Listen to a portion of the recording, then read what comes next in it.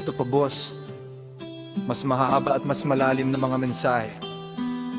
Puno ng emosyon, tapang at respeto. Pili ka na dito. Sex.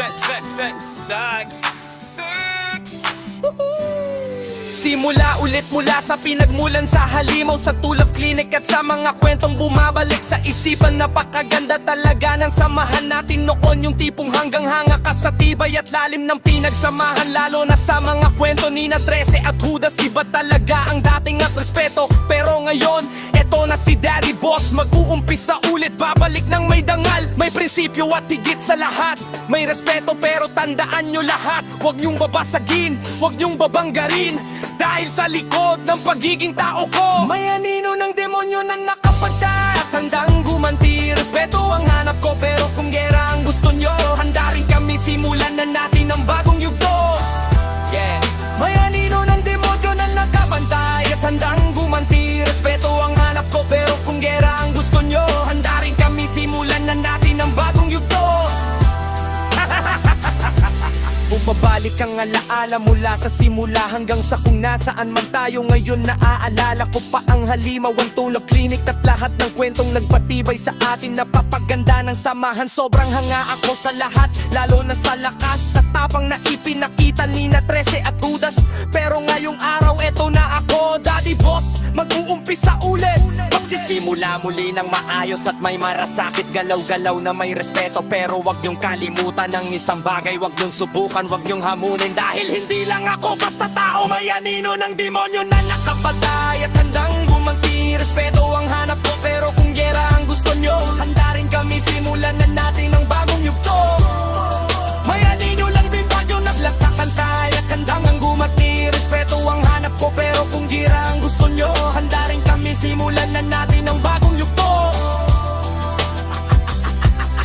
Doon na sa pinaka-umpisa, dito tayo muling babangon. Halimaw, Tulaf Clinic at mga kwentong hindi makakalimutan. Napakaganda talaga ng samahan natin, yung tipong hanggang hanga ka sa bawat detalye, sa bawat laban, lalo na sa kwento ni na 13 at Judas. Pero ngayon, bagong kabanata na, eto na si Daddy Boss, babalik at maghahari ulit. Gagalaw kami ng may respeto at dignidad, pero wag nyong aabusuhin, isang malaking paalala, wag nyong babanggain, dahil sa likod ng ngiti at mabuting loob ko may anino ng demonyo na naghihintay. Di kami naghahanap ng gulo, pero kung gulo ang ibibigay nyo, ibabalik namin ito ng mas matindi.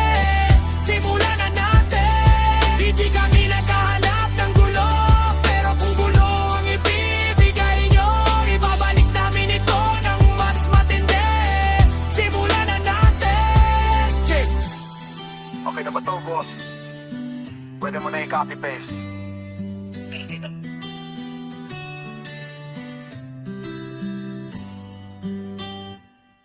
Eto pa boss, dagdag na linya na puno ng tapang at respeto.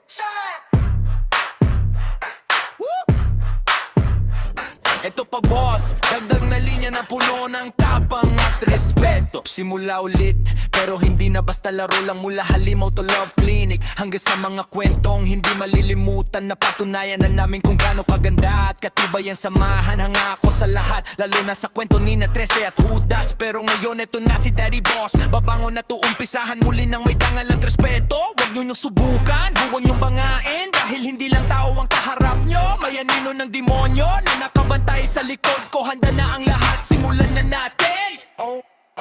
Babalikan ng simula, kung saan lahat nagsimula. Halimaw to Love Clinic at mga kwentong tumatak, ramdam ko na naman ang dating. Iba talaga ang ganda ng samahan nyo, hanggang hanga ako sa lakas ni na 13 at Judas. Pero ngayong araw, eto na ako, Daddy Boss, mag-uumpisa ulit, gagalaw na may respeto. Pero wag kalimutan, may anino ng demonyo sa likod ko na hindi natutulog. Bangain man o subukan, kayo ang mapapagod. Respetuhan tayo dahil alam nyo na kung ano ang kaya kong gawin.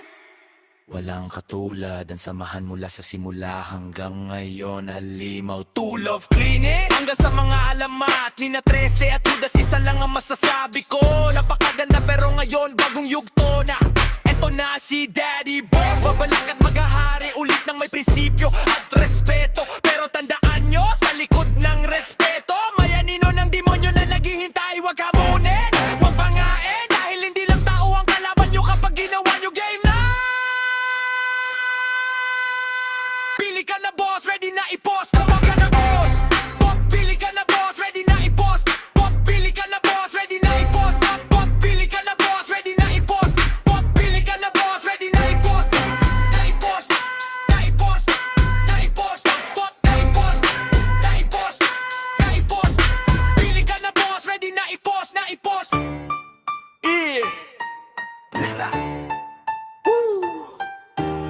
Sa bawat pag-ikot ng mundo, mas lalong dumarami ang mga taong nakatingala sa iyong posisyon.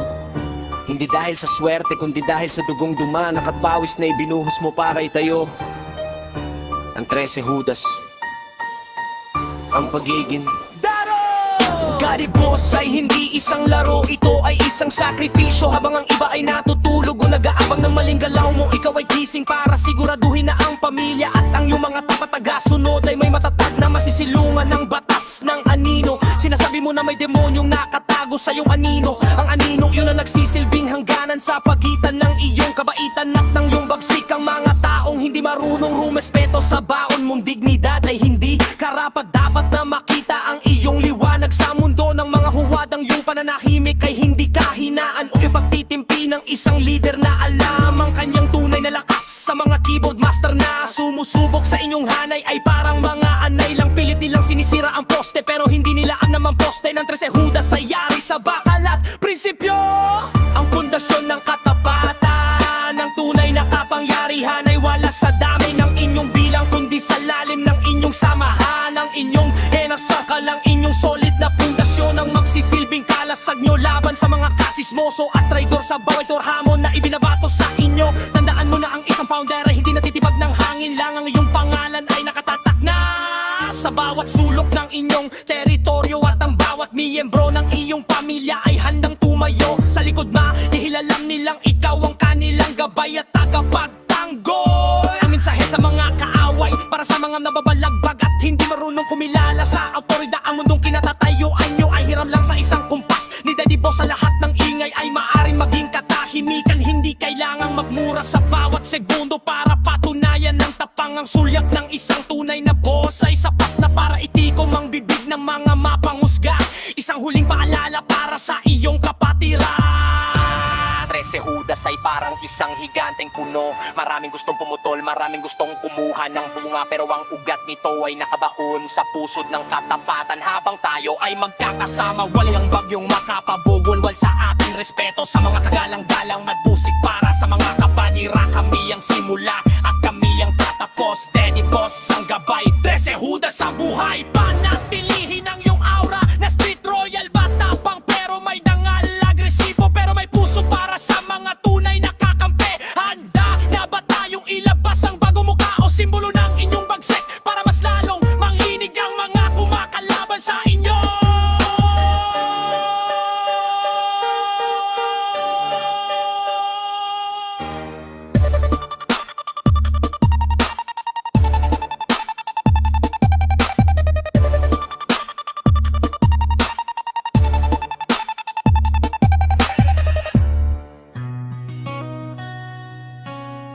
Eto boss, ito yung mga mahahaba at malalalim na mensahe.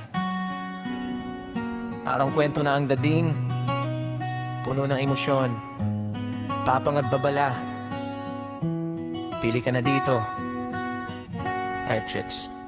Ba't Samuel ang pagbabalik ng hari? Balikan natin ang simula, mula noong panahon ng halimaw hanggang sa mga kwento sa True Love Clinic. Napakaganda talaga ng samahan natin noon, yung tipong hanggang hanga ka sa tibay ng samahan at sa lalim ng pinagsamahan. Lalo na sa mga alamat ni na 13 at Judas, iba talaga ang respeto at takot na ipinakita nila. Pero ngayon, ito na ang panahon ko. Ito na si Daddy Boss, mag-uumpisa ulit. Babalik hindi para makipaglaro, kundi para mag-ari ulit ng umalidangal.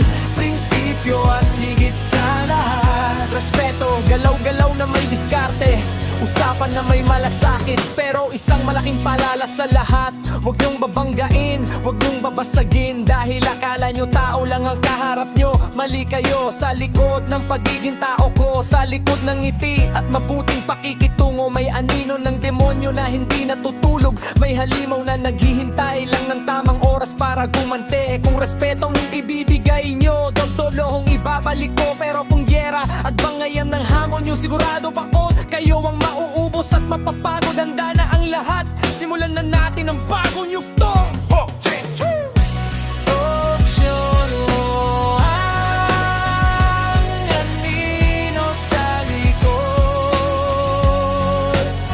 Mula sa pinakauna umpisa, dito tayo muling babangon.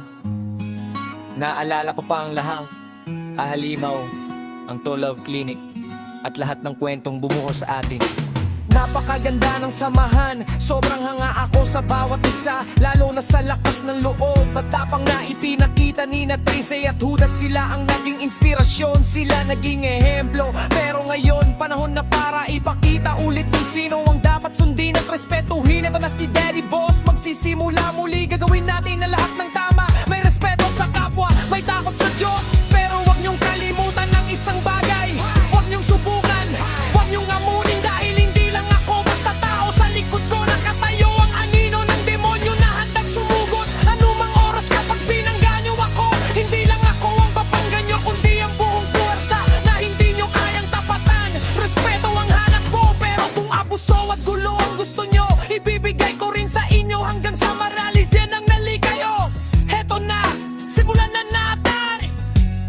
Notice, Obsyempre, walang katulad, walang kapantay. Bumabalik ang lahat sa isip ko.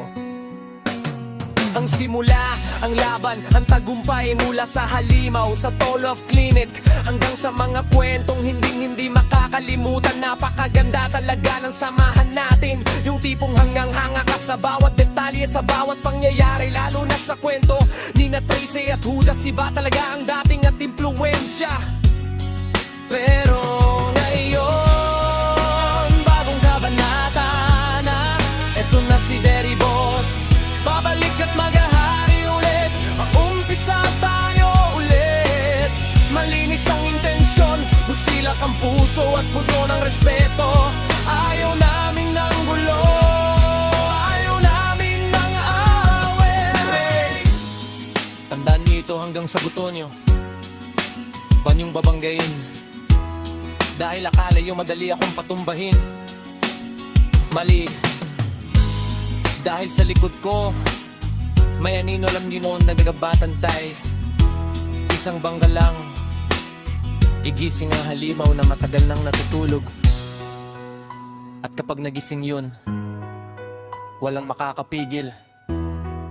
Kaya respetuhan na lang tayo, dahil alam niyo yung manahong kaya kong gawin, at kung sino ang kasama ko sa likod game na. Okay na ba yan, boss? Sobra